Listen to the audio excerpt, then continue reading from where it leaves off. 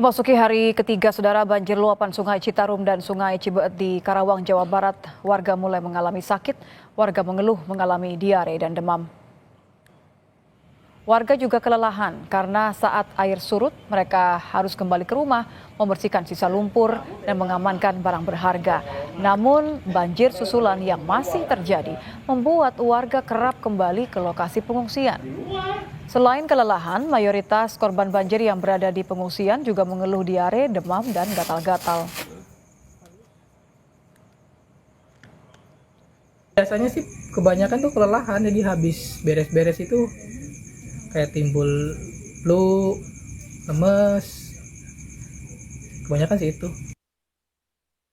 Dari pantauan udara, terlihat banjir merendam Desa Karangligar, Kecamatan Teluk Jambe Barat, Karawang, Jawa Barat. Ratusan rumah terendam dengan ketinggian air mencapai 2 meter. Sejumlah warga harus mengungsi ke tempat yang lebih aman. Proses evakuasi warga pun dipantau petugas, begitu pula dengan warga yang masih memilih bertahan di rumah.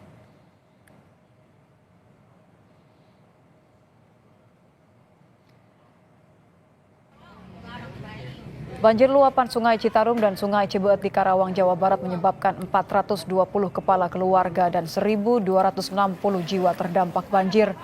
Sebagian masih menempati lokasi pengungsian seperti tempat ibadah, rumah warga yang aman dari banjir, serta aula kantor desa. Warga memilih bertahan di tempat pengungsian karena khawatir adanya banjir susulan. 260 jiwa. Saat ini gimana kondisi banjirnya, Pak?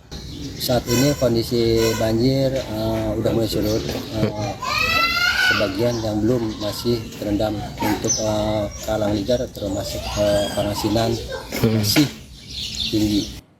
Lalu bagaimana pantauan banjir di Karawang, Jawa Barat? Malam ini kita akan bergabung dengan jurnalis Kompas TV, ada Adi Wahadi. Adi, selamat malam. Seperti apa pantauan ketinggian banjir malam ini? Ada berapa banyak yang masih harus dievakuasi? Nitya, Anissa, dan juga saudara, hingga malam ini merupakan hari ketiga banjir yang merendam Desa Karangligar, Kecamatan Teluk Jambe Barat, Kabupaten Karawang, yang disebabkan oleh luapan Sungai Citarum dan Sungai Cibeet. Dan saat ini sebenarnya kondisi air yang merendam pemukiman warga ini sudah berangsur surut. Namun demikian masih ada sejumlah titik warga atau pemukiman warga yang masih terendam banjir dengan ketinggian mulai dari 30 hingga 1 meter.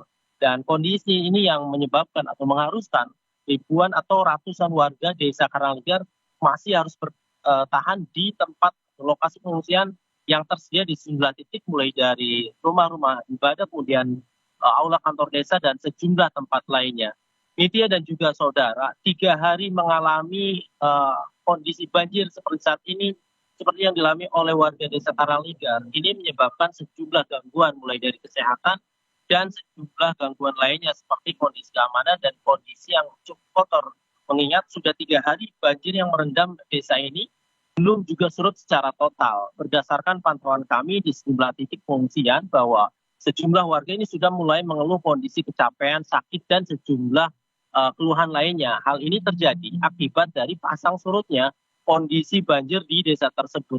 Ini terjadi karena kondisi curah hujan yang masih cukup tinggi di wilayah hulu, tepatnya di wilayah hulu Sungai Citarum dan Sungai Cibeet, yang menjadi penyebab utama dari banjirnya lokasi Desa Karangligar yang saat ini masih terjadi. Oleh karena itu warga ini belum bisa memastikan atau bisa berdiam diri di rumah saat kondisi air surut. Mereka harus pulang pergi atau bolak-balik dari pengungsian kemudian ke rumah untuk melakukan bersih-bersih dan memantau kondisi rumah pasca terendam banjir.